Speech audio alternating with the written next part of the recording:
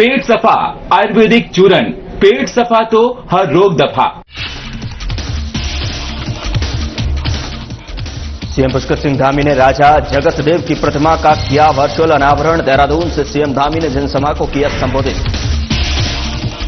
4000 tulip उगाने की मुहिम का शुभारंभ सीएम पुष्कर सिंह धामी ने किया शुभारंभ। सीएम ने सपरिवार रोपे ट्यूलिप के फल। देहरादून में कई विकास कार्यों का शिलान्यास और लोकार्पण। कैबिनेट मंत्री गणेश जोशी ने किया शिलान्यास। विद्यालय भवन का विधिवत से किया भूमि पूजन। टिहरी पुलिस का ड्रग्स फ्री देवभूमि अभियान धमाकेदार अंदाज में हुई 2026 की शुरुआत। 2024-25 में 3.25 करोड़ की बरामद। जोशीमठ में हुआ भीषण अग्निकांड। सेना के कैंप में लगी भीषण आग, तकनीकी खामियों की जताई जा रही आशंका।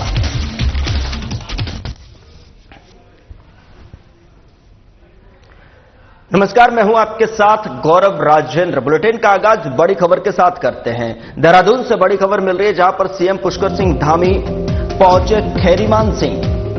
जन जन की सरकार जन जन के द्वार अभियान के तहत शिविर के माध्यम से जानी जमीनी हकीकत। न्याय पंचायत स्तर शिविर का किया निरीक्षण। विभिन्न विभागों द्वारा लगाए गए स्टॉलों का भी अवलोकन किया।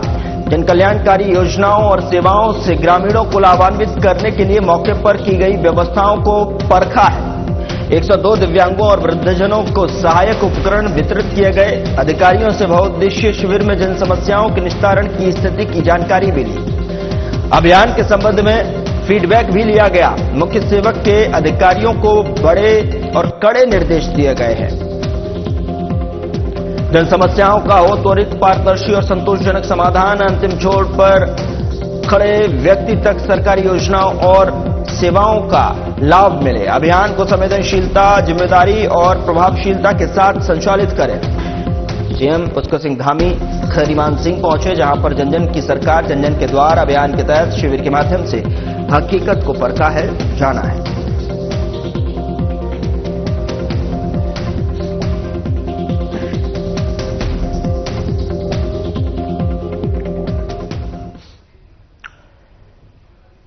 कैबिनेट मंत्री गणेश जोशी ने जूनियर हाई स्कूल घंघोड़ा के परिसर में मसूरी विधानसभा क्षेत्र के बिलासपुर कांडली क्षेत्र में 298.06 लाख की लागत से किए जा रहे विभिन्न विकास कार्यों का शिलान्यास और लोकार्पण किया और इस अवसर पर उन्होंने विद्यालय भवन का विधिवत भूमि पूजन भी किया।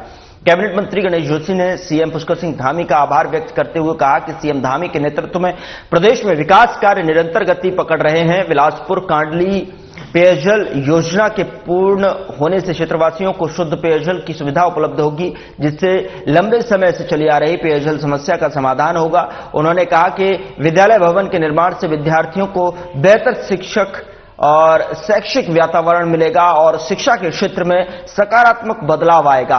राज्य सरकार शिक्षा, पेयजल, खेल एवं बुनियादी सुविधाओं के सुदृढ़ीकरण के लिए प्रतिबद्ध है और इस दौरान क्षेत्रवासियों ने आंगनबाड़ी केंद्र, क्रिकेट मैदान, क्षेत्र में ट्यूबवेल लगाने और एक सामुदायिक भवन के निर्माण सहित विभिन्न मांगों को रखा, जिस पर कैबिनेट मंत्री गणेश जोशी ने क्षेत्रवासियों को सकारात्मक आश्वासन देते हुए शीघ्र मांगों पर कार्य करने का भरोसा दिलाया।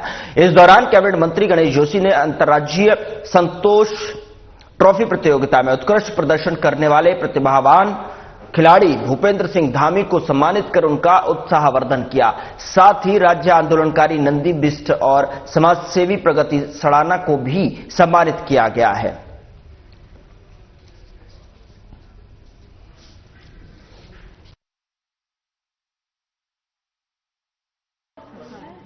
बिलासपुर कांडली में 2 करोड़ 43 लाख से अधिक की पेयजल योजना के लोकार्पण व 54 लाख से अधिक की स्कूल भवन के शिलान्यास के इस अवसर पर और तो मुझे लगता है कि 2026 को जो वर्ष है ये विकास का वर्ष होने जा रहा है। कल ही आपने देखा होगा 1 करोड़ 14 लाख के काम का शिलान्यास लोकार्पण मैंने सालावाला में किया। आज मैं यहां पर कर रहा हूं। आज प्रधानमंत्री नरेंद्र मोदी जी क्या कहते हैं, 1 अरब लेकिन सम्मान नहीं देखो घटता नहीं है। तुम मेरे है कि 2027 में भी भारतीय जनता पार्टी का कमल खिलेगा और उसकी शुरुआत बिलासपुर कांडी से होगी। और मैं कंचन से इसीलिए पूछ रहा था, बेटा तुझे चोट में वोट मिले, अगर कंचन की 800 की लीड है तो गणेश जोशी की लीड कितनी होनी चाहिए? उत्तराखंड को नशा मुक्त बनाने के संकल्प के साथ टिहरी पुलिस ने वर्ष 2026 की शुरुआत धमाकेदार अंदाज में की है। बता दें कि एसएसपी टिहरी आयुष अग्रवाल के निर्देशन में चलाए जा रहे अभियान के तहत में थाना देवप्रयाग पुलिस ने एक शातिर नशा तस्कर को भारी मात्रा में अवैध चरस के साथ गिरफ्तार कर सलाखों के पीछे भेज दिया है। एसएसपी ने बताया कि थाना देवप्रयाग पुलिस द्वारा रूटीन चेकिंग की जा रही थी और इसी दौरान पुलिस टीम ने एक संदिग्ध व्यक्ति को रोका। तलाशी लेने पर उसके कब्जे से 704 ग्राम अवैध चरस बरामद हुई है, जिसकी पहचान राम सिंह नेगी के रूप में हुई है। जानकारी के मुताबिक टिहरी पुलिस पिछले 2 वर्षों से नशे के सौदागरों पर काल बनकर टूटी। वर्ष 2024-25 में पुलिस ने 68 मुकदमे दर्ज कर 100 नशे के सौदागरों को गिरफ्तार कर जेल भेजा है। 38 किलो चरस, 670 ग्राम स्मैक, 2 किलो गांजा, 8 नशे के इंजेक्शन और अन्य नशीले पदार्थ बरामद किए हैं, जिनकी अनुमानित कीमत करीब 2.25 करोड़ रुपए है। और एसएसपी ने बताया कि देवभूमि की युवा पीढ़ी को नशे के चंगुल से बचाना हमारी प्राथमिकता है। पुलिस की सक्रियता और जनता के सहयोग से क्षेत्र को नशा मुक्त बनाने की दिशा में कार्रवाई की जा रही है।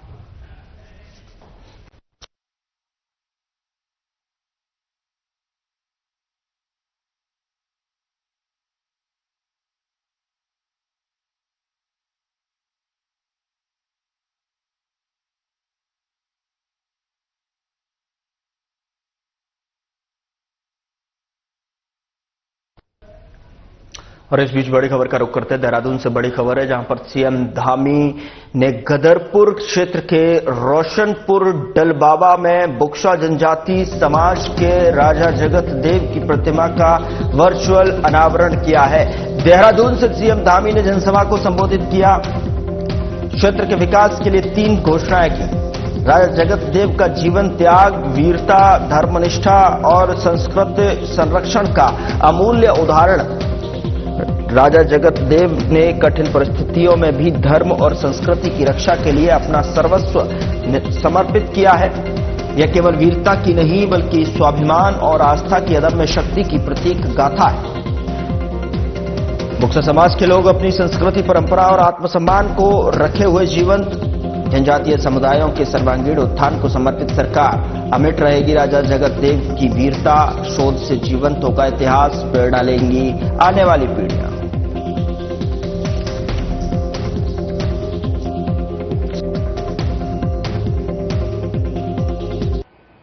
केवल प्रतिमा के अनावरण का ही नहीं है, बल्कि धर्म, संस्कृति, स्वाभिमान और बलिदान की उस अमर गाथा के स्मरण का भी दिन है। उनको स्मरण करने का भी दिन है जिसे बुक्सा जनजाति के आराध्य श्रद्धेय राजा जगतदेव जी ने अपने महान कार्यों के द्वारा रचने का काम किया। हम सब के लिए एक आदर्श स्थापित करने का काम किया।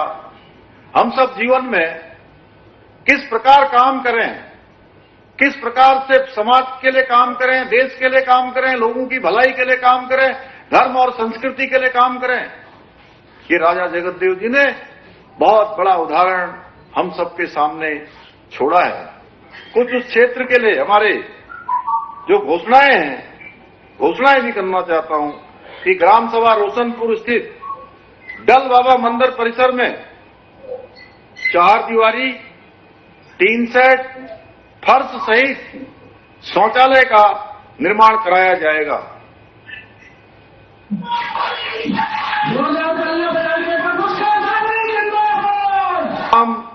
बलराम नगर से खेमपुर तक 3 किलोमीटर सड़क का पुनर्निर्माण कार्य कराया जाएगा। ग्राम सीतापुर से ANK इंटर कॉलेज तक 4 किलोमीटर सड़क का पुनर्निर्माण कार्य कराया जाएगा। मैं आप सभी को यह विश्वास दिलाता हूं कि हमारी सरकार बुक्सा जनजाति समाज के विकास के लिए निरंतर इसी प्रकार कार्य करती रहेगी और समेकित रूप से विकास करना एक क्षेत्र से लेकर दूसरे क्षेत्र तक, नीति से लेकर माणा तक, आराकोट से लेकर अस्कोट तक, कुमाऊं हो, गढ़वाल हो, मैदान हो, पहाड़ हो, जौनसार हो, सारे क्षेत्रों का विकास समेकित रूप से हो। हम हमारे आदरणीय प्रधानमंत्री श्री नरेंद्र मोदी जी के मार्गदर्शन में, उनकी प्रेरणा से और उनके सहयोग से लगातार प्रदेश को आगे बढ़ाएंगे। उधर सीमांत क्षेत्र जोशीमठ में एक भीषण अग्निकांड हो गया। ओली रोड स्थित सेना के कैंप में अचानक भीषण आग लग जाने से हड़कंप मच गया। आग सेना की कैंटीन से सटे एक स्टोर में लगी, जिसने देखते ही देखते विकराल रूप धारण कर लिया। घटना की गंभीरता को देखते हुए सेना के जवान और फायर ब्रिगेड की टीमें तुरंत एक्शन मोड में आई। सेना की अपनी फायर यूनिट ने मोर्चा संभाला। जवानों ने भारी मशक्कत के बाद आग को अन्य संवेदनशील हिस्सों में फैलने से रोका। स्टोर में रखे महत्वपूर्ण सामान को बचाने की कोशिश की गई। हालांकि आग इतनी भीषण थी कि काफी सामग्री जलकर खाक हो गई। राहत की बात यह है कि इस अग्निकांड में अभी तक किसी भी जनहानि की सूचना नहीं है। सभी सैन्यकर्मी सुरक्षित बताए जा रहे हैं। हालांकि स्टोर में रखा राशन या अन्य जरूरी सामान भारी मात्रा में नष्ट हुआ है, जिससे बड़े आर्थिक नुकसान का अनुमान लगाया जा रहा है। फिलहाल आग लगने के सटीक कारणों का पता नहीं चल पाया है। सेना के अधिकारियों द्वारा मामले की जांच के आदेश दे दिए गए हैं। शॉर्ट सर्किट या किसी अन्य तकनीकी खामी की आशंका जताई जा रही है।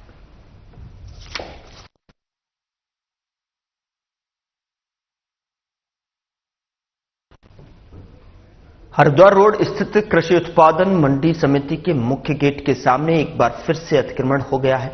सरकारी नाले के ऊपर और नेशनल हाईवे के किनारे बेखौफ तरीके से किए जा रहे इस अतिक्रमण के कारण सड़क संकरी हो गई है, जिससे यहां पर हर वक्त जाम की स्थिति बनी रहती है। हैरानी की बात यह है कि कुछ दिनों पहले ही IDPAL क्षेत्र में सड़क किनारे खड़े एक ट्रक से टकराकर कार सवार 4 युवकों की दर्दनाक मौत हो गई थी। इस भीषण हादसे के बाद भी प्रशासन की नींद नहीं खुली। मंडी समिति के पास जिस तरह से अवैध कब्जे हो रहे हैं, वे किसी भी वक्त बड़े हादसे को न्योता दे सकते हैं। कृषि उत्पादन मंडी समिति का यह गेट और आसपास का क्षेत्र ट्रैफिक के लिहाज से बेहद संवेदनशील है। यहां ट्रकों और अन्य मालवाहक वाहनों की आवाजाही लगातार बनी रहती है। ऐसे में नाले के ऊपर अतिक्रमण और सड़क घेरे जाने से पैदल चलने वालों और वाहन चालकों के लिए जोखिम बढ़ गया है। स्थानीय लोगों का कहना है कि कार्रवाई न होने के कारण अतिक्रमणकारियों के हौसले बुलंद है। अधिकारियों की नजरें इनायत और सुस्त कार्यप्रणाली यह संकेत दे रही हैं कि विभाग को शायद किसी और बड़े हादसे का इंतजार है। बड़ा सवाल यह है कि क्या प्रशासन 4 युवकों की मौत को महज एक आंकड़ा मान चुका है? आखिर कब तक नियमों को ताक पर रखकर लोगों की जान से खिलवाड़ होता रहेगा? यदि प्रशासन ने जल्दी ही कार्रवाई नहीं की तो यहां अतिक्रमण करने वालों की संख्या और तेजी से बढ़ेगी, जिसका खामियाजा प्रशासन की टीम को अतिक्रमण हटाने के दौरान भुगतना पड़ेगा।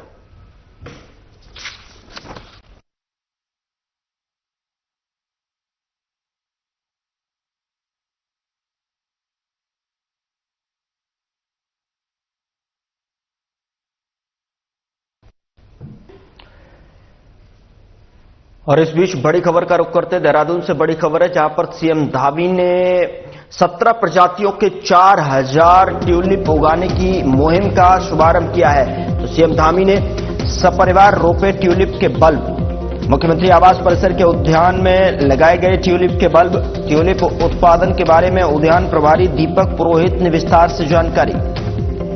मशरूम उत्पादन, मौन पालन सहित बागवानी से जुड़े विभिन्न कार्यों की भी जानकारी ली गई। मुख्यमंत्री ने उद्यान विभाग के अधिकारियों को दिशा निर्देश दिए। ट्यूलिप के व्यावसायिक उत्पादन की बनाए कार्य योजना, पुष्प उत्पादन और बागवानी के क्षेत्र में नवाचार पर जोर दिया।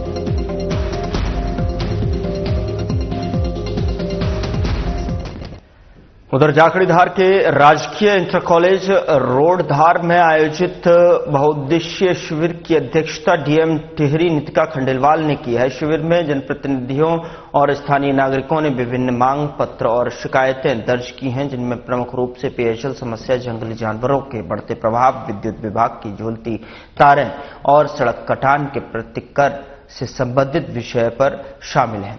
महाविद्यालय नेरवरी चंद्रवदनी में छात्र छात्राओं द्वारा महाविद्यालय में आवागमन के लिए बस सेवा सहित कई मांगों की मांग रखी और जिस पर डीएम ने सभी मांगों के शीघ्र निस्तारण का आश्वासन दिया है। वहीं पूर्व ब्लॉक प्रमुख ने क्षेत्र में आधार कार्ड निर्माण और संशोधन के लिए शिविर लगाए जाने की भी मांग की है।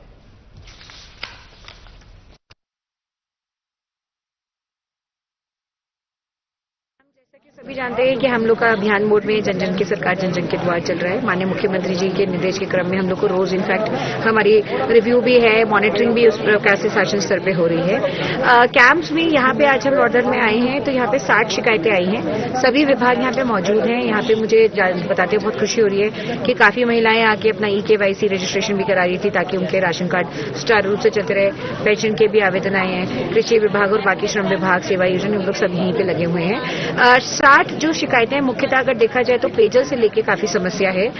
यहाँ पे एक इंडोला खाल पंपिंग योजना है जो लगभग 107 गांव को कवर करेगी। वो पंपिंग योजना भी पूरी नहीं हो पाई है, तो उसके चलते हुए जो ये ट्रांजिशन का फेज है काफी गांव में प्रॉब्लम है। तो आई थिंक पेयजल वॉज द मुख्य समस्या। अदरवाइज उसके अलावा वन विभाग की जो जंगली जानवर की समस्या है, जो सभी जानते हैं, इस समय भालू का भी यहाँ पे काफी आतंक है, उसको भी लेके वन विभाग जो प्रयास कर रहा है उसको भी और त्वरित कार्रवाई करने के लिए निर्देशित किया गया है। सभी विभागों को बताया गया है कि जितनी भी शिकायतें हैं माननीय मुख्यमंत्री जी के जन समर्पण पोर्टल पे डाली जाएंगी और उसी से रिव्यू लिया जाएगा। तो मुझे लगता है कि जब ये अभियान मोड में हमारा कैंप खत्म होगा तो फॉलो अप कैंप्स भी हम लोग लगाएंगे शिकायत के निस्तारण को लेकर। और इस बीच बड़ी खबर का रुख करते देहरादून से बड़ी खबर है, जहां पर बीजेपी प्रदेश मुख्यालय में कैबिनेट मंत्री सुबोध उनियाल की प्रेस वार्ता हुई है। तो बड़ी खबर आप तक पहुंचा रहे हैं, जहां पर अंकिता भंडारी हत्याकांड मामले में SIT की गई थी गठित। मामले में सरकार ने शुरुआत से ही निष्पक्ष, पारदर्शी और कठोर कार्रवाई की। अदालत में सरकार की ओर से की गई थी प्रभावी पैरवी, विवेचना और न्यायिक प्रक्रिया के दौरान अभी तक किसी भी आरोपी को नहीं मिली जमानत। उच्च न्यायालय ने SIT की जांच पर जताया था विश्वास, CBI जांच से किया था इनकार। सर्वोच्च न्यायालय ने विवेचना से संतुष्टि होकर याचिका को खारिज किया था। निचली अदालत ने सुनवाई पूरी होने के बाद दोषियों को आजीवन कारावास की सजा सुनाई थी। मामले की निष्पक्ष जांच को लेकर सरकार पूरी तरह से प्रतिबद्ध है। अंकिता हत्याकांड से संबंधित साक्ष्य हैं तो सरकार को कराएं उपलब्ध। साक्ष्य उपलब्ध कराने वाले को सरकार से मुहैया कराई जाएगी सुरक्षा। सरकार का उद्देश्य उचित न्याय दिलाना। सरकार मामले में पूरी तरह से गंभीर। विपक्ष का रहा मामले का राजनीतिकरण। राज्य सरकार की मंशा पूरी तरह स्पष्ट है। मामले की निष्पक्ष, पारदर्शी और गहन जांच हो। किसी भी तथ्य की न की जाए अनदेखी। न्याय की प्रक्रिया में किसी भी प्रकार की कसर नहीं छोड़ी जाए। सत्य के आधार पर दोषियों के खिलाफ की जाएगी सख्त और उचित कार्रवाई।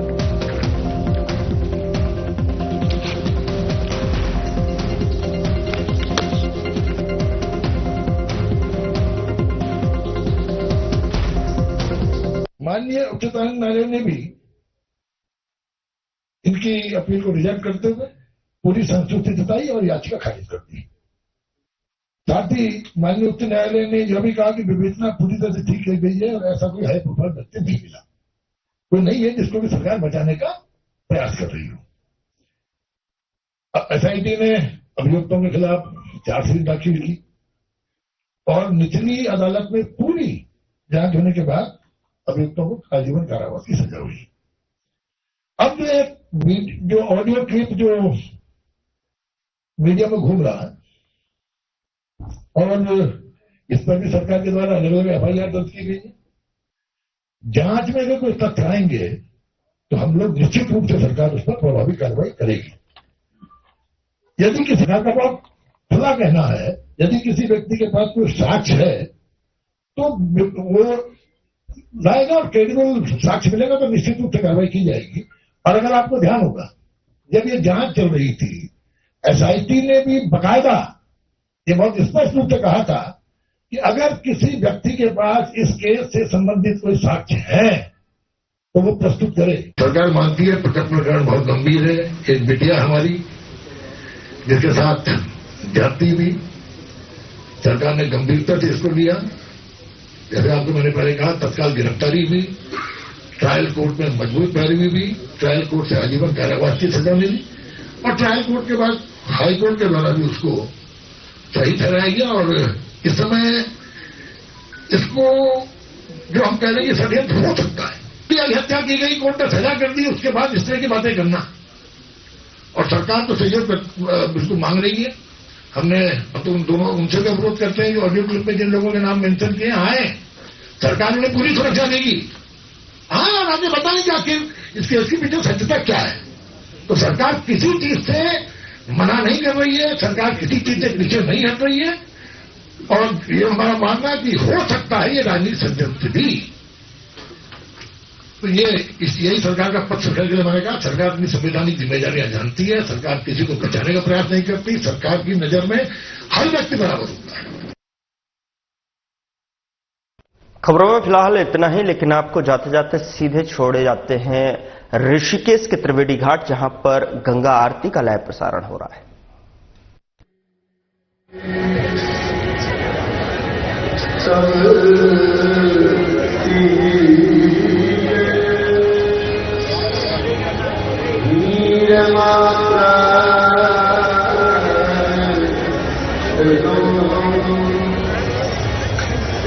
विगते विषय कृष्ण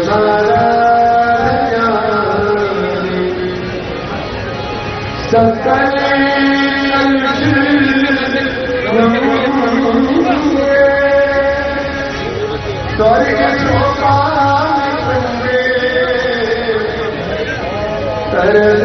स्वर्ग देवी गंगे